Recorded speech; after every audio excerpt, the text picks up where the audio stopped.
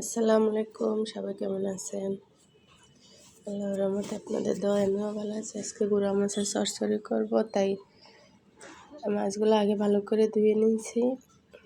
পেঁয়াজ, কাঁচা ঝাল, সব হলুদ মরিচ সব মশলা একসাথে নিয়ে হাতে মাখিয়ে দিতেছি।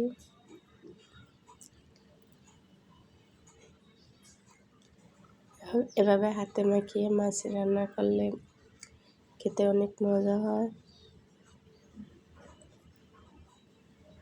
সব মশলা একসাথে নিয়ে হাতে ভালো করে মাখাতে হবে।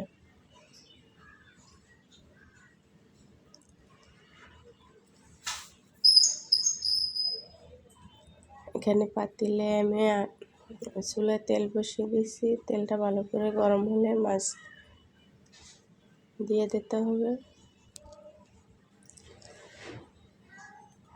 তেলটা ভালো করে গরম করে সব মাছ আমি একসাথে দিয়ে দিয়েছি।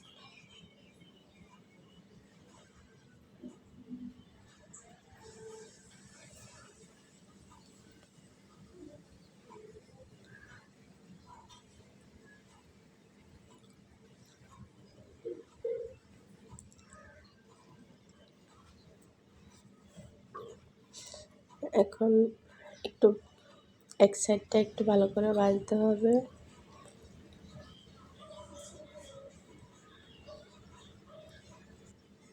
তারপরে উল্টাই, এক সাইড করে আর এক সাইড উল্টাই দিতে হবে।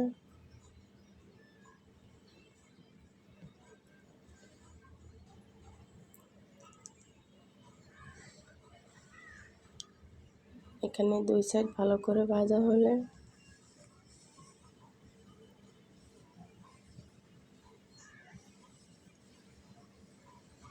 তাহলে মাছ রান্না শেষ হবে।